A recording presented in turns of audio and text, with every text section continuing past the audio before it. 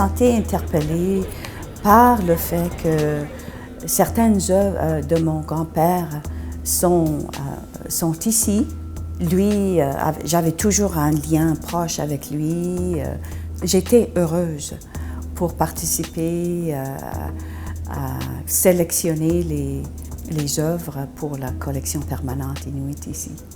Les premières sculptures qui proviennent des années 50, c'était pour montrer comment les Inuits vivaient quand ils étaient encore indépendants. Je dirais pas encore influencés par d'autres cultures. Autrefois, les Inuits sculptaient pour des raisons pratiques, non juste des outils, mais des amulettes aussi. Des amulettes on utilisait pour des raisons spirituelles. Alors des petits morceaux sculptés qu'on peut mettre sur le manteau, sur le chapeau, donc des raisons spirituelles aussi. Donc c'était pas toujours des morceaux grands comme on peut voir aujourd'hui. Oui, donc les sculptures sont devenues un moyen de faire des échanges avec d'autres cultures, d'enseigner aussi et exprimer ce qui était la religion pour eux, qu'est-ce que c'est la spiritualité, quels sont ces importants symboles de notre système de croyances. Donc on peut voir des gros morceaux de sedna, ou comme on dit, uinigumasuito, celle qui ne veut jamais épouser. Aussi, la fabrication des vêtements faits par femmes, on voit l'innovation, la création et la capacité de faire survivre la famille. Donc on peut voir un mautique conçu pour être capable de porter un bébé sur le dos et garder chaud les deux, avec le gros chapeau qui couvre les deux.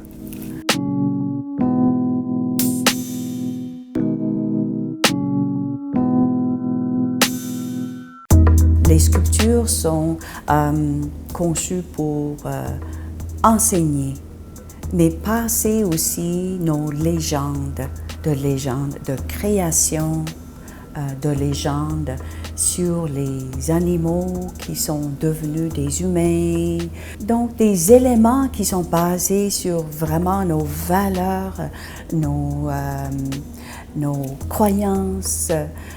Il y a une sculpture ici faite par mon grand-père et c'est un homme qui est en train de sculpter, de construire un igloo. Alors, c'est une technique que pour une débutante, c'est pas évident de construire un igloo. Alors, la sculpture montre comment il le fait. Mais mon grand-père avait fait une série de sculptures.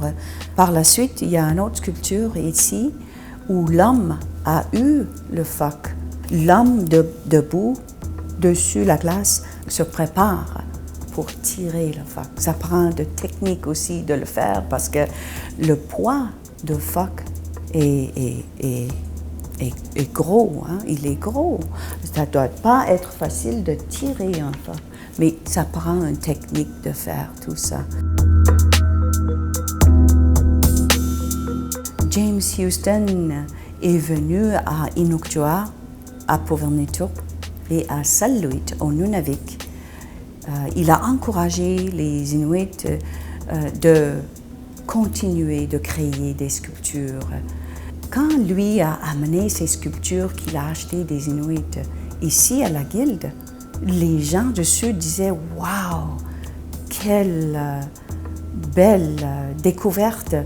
Ces sculptures sont beaux, sont nouveaux. » Et James Houston est retourné dans le Grand Nord, continué à encourager et les Inuits ont vraiment continué de créer par la suite.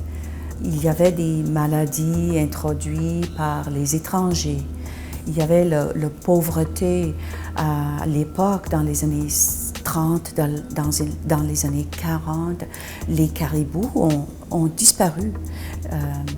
Les phoques aussi. La compagnie de la baie d'Hudson avait aussi le monopole. Alors les revenus, les profits sont sortis de la région en gardant les Inuits quand même avec un statut pauvre. Alors l'opportunité que présentait de créer des sculptures était une très bonne occasion pour les Inuits à construire leur propre avenir.